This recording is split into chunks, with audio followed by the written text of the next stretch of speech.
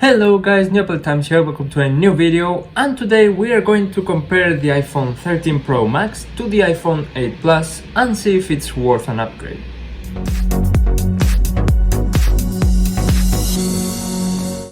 Okay, so as you probably know by now, Apple released the iPhone 13 lineup last week, including the iPhone 13 Pro Max, and as some of you might know if you've been following the channel, I've been daily driving an iPhone 8 Plus for the past 3.5 years plus. So yeah, I finally made the change, and now I'm gonna try to help you to see if you have an iPhone 8 Plus or an iPhone 8 for that matter, if the change is worth for you and if you should do it. So yeah, the iPhone 8 Plus, 8 and 10 were introduced back in 2017 and included new features such as wireless charging for the first time in an iPhone and portrait lighting, which is this feature that allows you to change the lighting in your portrait photo. However, 4 iPhone lineups have come after that: the iPhone XS series, the iPhone 11, 12 and now 13, and many upgrades have come since then. Many of these upgrades year to year seem like a small thing, but when you put all of them together, the list is quite long. Okay, so let's start with the iPhone XS and XS Max. These iPhones introduced several new features, for example Smart HDR. This was a new feature that allowed you to basically get better sunset pictures. That's how you would notice them the most. This, however, has been improving every single generation since then, and now in the iPhone 13 series we have Smart HDR 4. If you were to upgrade from an iPhone 8 Plus to a XS or XS Max, you would of course get the new redesign with Face ID and of course smaller bezels, an OLED display, dual recording on the microphone, like stereo microphone recording, dual SIM with a physical SIM and an eSIM, and of course tap to wake, which is just great. And finally, you would have the option to modify the aperture when taking a portrait photo. Now, software wise, you have other features that aren't necessarily exclusive, like aren't hardware features, but actually like Apple has made them only from XS and above, which are with iOS 15, the text recognition feature in photos and everything, the quick release video, so you can just hold and then take the video like if you were on Instagram, and a new portrait lighting effect, which is the high key mono. But yeah, now jumping into the iPhone 11, I'm sure there's more features, but I've noted 3 which I found the most important ones. First and foremost is the U1 chip. So the U1 chip, pretty great, and yeah, Apple has been including it in more and more products, so iPhone 11 and up have it, Apple Watch Series 6, and I'm guessing Series 7, HomePod Mini, and it's basically a proximity chip that allows you to get cool features, for example with AirTags. Another great feature was night mode for photos, and this allows you to take better photos in low light with longer shutter speeds. You can see this very well in my comparison of the iPhone 11 versus the XR. If you haven't seen it, I'll leave it here, but here's a sample picture. Also, for the first time in an iPhone, we got the ultra-wide camera, and this camera was good. It's been evolving since then. Now we even have autofocus, and it's been getting better resolution and better quality of photos, but it was first introduced with the iPhone 11. Next, onto the iPhone 12 that was released last year, 2020, and for the first time we have 4 models: the iPhone 12 mini, iPhone 12, 12 Pro and 12 Pro Max, and this was quite a substantial upgrade, honestly. So first we got a bigger sensor on the Pro Max, however this year the bigger sensor is in all phones, and yeah, the cameras are gotten way bigger.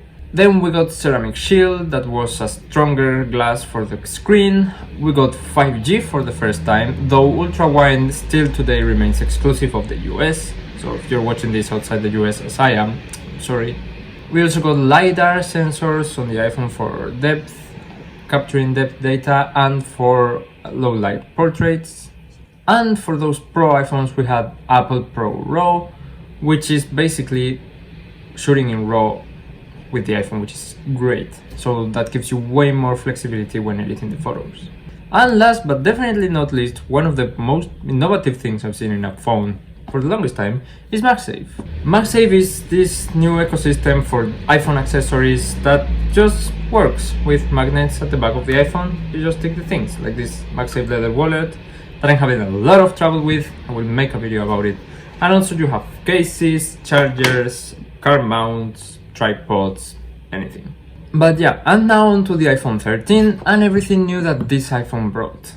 So for the first time since a couple of years ago, now there's no difference about the 13 Pro and 13 Pro Max. They all have the same cameras, of course different size and therefore different battery life, but in general cameras are the exact same, and that's the only thing you will have to worry about, whether it's more battery life and more size or bigger sizes. So yeah, for the first time we have 3 times optical zoom, up from the 2.5 we had last year. However, well, 3 times is from the wide camera. If we count from the ultra wide, it will be 6 times, so that's good.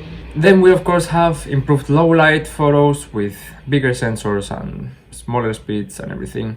And we also have cinematic mode for video. That's basically this, that if you look back to another person, it will focus on the other person automatically, and you can change all of that.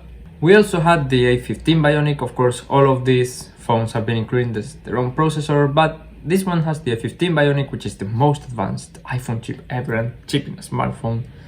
And this enables things like photographic styles, which is basically a way of applying, it's not a filter, but a preset on your photos before taking them to get the most data and kind of not have to edit them later.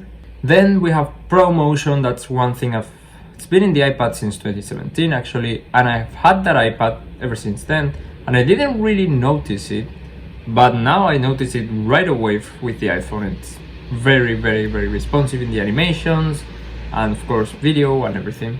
And the great thing about it is that it will adjust the refresh rate, so it's not locked to 120 Hz. It will automatically do from 10 to 120 depending on what's needed to preserve battery life.